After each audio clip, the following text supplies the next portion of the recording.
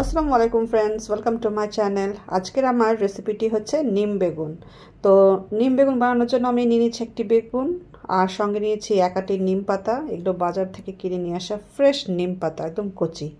তো এগুলোকে খুব ভালো করে আমি বেছে নিয়েছি, বেছে ভালো করে ধুয়ে আমি আটি বানিয়ে রেখে দিয়েছি।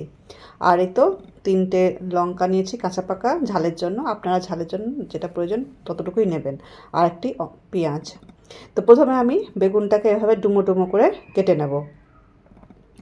তো সিজন চেঞ্জের সময় এই নিম পাতা ভাজা বা নিমের যে কোনো খাবার একটা অবশ্যই খেতে হয় খাবারের প্রথমেই। তো সেই জন্য আমি বানিয়ে নিলাম এই নিম বেগুনের ভাজাটা, বানিয়ে নেবো আর কি। তো এবার আমি করব কি, এই যে নিম পাতাটা ধুয়ে রেখেছিলাম এটাকে এবার আমি কেটে নেব।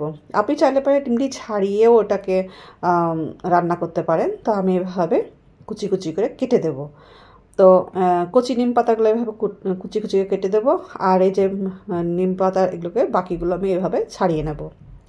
এভাবে করলে পারে কি হবে, সমস্ত নিম পাতাগুলো আমার নিয়ে নেওয়া হবে। আমি কচি ডালগুলোকেও পর্যন্ত এর মধ্যে কেটে দিয়ে দেবো, যেগুলো কাটা সম্ভব হবে আর কি, যেন মুখে না পড়ে। এভাবে সমস্ত নিম পাতাটাকে আমি কুচিয়ে নিয়েছি। আর এবার আমি সমস্ত জিনিসগুলো রেডি করে ফেলেছি, যেমন পেঁয়াজটাও কেটে নিয়েছি, লঙ্কাটাও এভাবে কুচিয়ে নিয়েছি, আর অবশ্যই বেগুনটা তো কোচানো হয়ে গেছে। তো চলে যাবো এবার রান্নায়। রান্নার জন্য আমি এখানে তেল ভাজা কড়াইটাতে দিয়ে দিলাম 2 টেবিল চামচ ভর্তি করে সর্ষের তেল, আর পেঁয়াজ আর লঙ্কাটা কিছুটা পেঁয়াজ আমি বাঁচিয়ে রাখলাম। আর লাল লাল করে যখন ভাজা হয়ে গেছে তখন আমি বেগুনটা দিয়ে দিয়েছি। তো এভাবে বেগুনটাকে একটু নাড়াচাড়া করে নিয়ে তারপর আমি দিয়ে দিচ্ছি নুন স্বাদ মতন, আর দিয়ে দিচ্ছি একটু ধনে গুঁড়ো 1/2 টিস্পুন মতন, আর দিয়ে দিচ্ছি একটু হলুদ সামান্য। তো এগুলোকে মিশিয়ে আমি এবার এটাকে ঢাকা দিয়ে দিয়ে ভাজা করে নেব।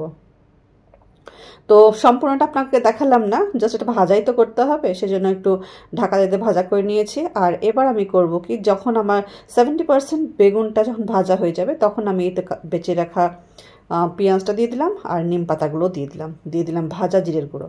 এবার আমি কি খুব বেশি আমি এটাকে ভাজবো না বা নাড়বো না আর কি, যাই হোক।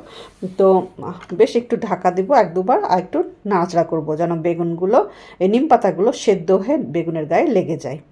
আর পেঁয়াজগুলো বেশ ট্রান্সপারেন্ট হয়ে যাবে, খাওয়ার সময় ভালো লাগবে, খুব টেস্টি লাগে, খেয়ে দেখবেন। তিতো তো অবশ্যই জিনিসটা, কিন্তু শরীরের জন্য তো খুবই ভালো। অবশ্যই একবার এভাবে ট্রাই করে দেখবেন। পেঁয়াজটা শেষের দিকে দেবেন, তাহলে তিতোটা বেশি লাগবে না, ভালো লাগে খেতে। এই তো আমার একদম রেডি নিম বেগুন ভাজা। অবশ্যই ট্রাই করে দেখবেন। আল্লাহ হাফিজ।